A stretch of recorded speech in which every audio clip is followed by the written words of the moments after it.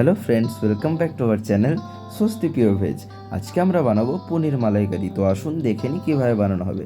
প্রথমে আমরা টমেটো, কাঁচা লঙ্কা, আদা, দারচিনি, লবঙ্গ, এলাচ, গোটা জিরে, কাজু এবং খোয়া নিয়ে নেব, যেটা মিষ্টি দোকানে পাওয়া যায় খোয়াটা। যাই হোক, তারপরে পাশে দেখতে পাচ্ছেন কিছুটা নারকেল গুঁড়ো আছে এবং এখানে আপনারা দেখতে পাবেন 250 গ্রাম মতন পনির কেটে নেওয়া হয়েছে পিস পিস করে। এবারে গ্রাইন্ডারে আদা, কাজু, কাঁচা লঙ্কা, টমেটো, গোটা জিরে, এলাচ, দারচিনি, লবঙ্গ দিয়ে পুরো পেস্ট করে দেওয়া হলো, অর্থাৎ গ্রাইন্ড করে দেওয়া হলো।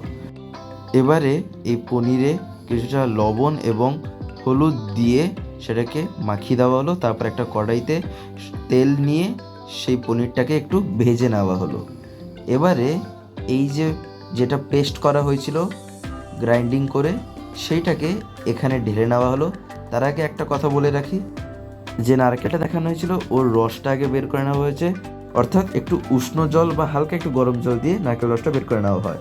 যাই হোক, এখন এখানে দেওয়া হচ্ছিল সেই খুয়াটা, যেটা আপনাদের বললাম মিষ্টির দোকানে পাওয়া যায়। এখানে 25 গ্রাম মতন আনা হয়েছে, যেটাকে গুঁড়ো করে এরকম দেওয়া হলো।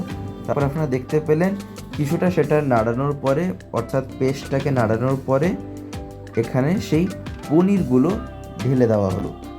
আরেকবার বলে রাখি, নারকেল রসটার সাথে এই পেস্টটা মিশিয়ে তারপরে পনিরটা ঢালা হয়েছে। এখন যেটা আপনারা দেখতে পাচ্ছেন, এখানে কিছুটা জল দেওয়া হলো। জল দিয়ে পুরো এখন পনিরের পুরো একদম যে তরকারিটা পেস্ট সহ ভালো করে মাখিয়ে দেওয়া হচ্ছে, যাতে ঘনত্বটা ঠিক থাকে।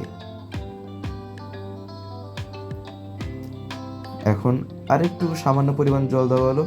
আপনারা সেটা বুঝতে পারবেন যখন তৈরি করবেন, পরিমাণ মতন জল দিয়ে দেবেন। এবারে আপনাদের তৈরি হয়ে গেল পনির মালাইকারি।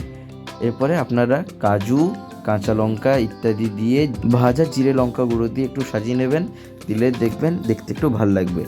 আর এটা খেতে অসাধারণ লাগে। আমি খেয়েও দেখেছি, আমরা সবাই খেয়ে দেখেছি, দারুণ এর টেস্ট। আপনারাও এটা খেয়ে দেখবেন, ভালো লাগবে। মাত্র 10-15 মিনিটেই এটা তৈরি হয়ে যাবে। যাই হোক, ভিডিওটা এখানে এবারে শেষ করব।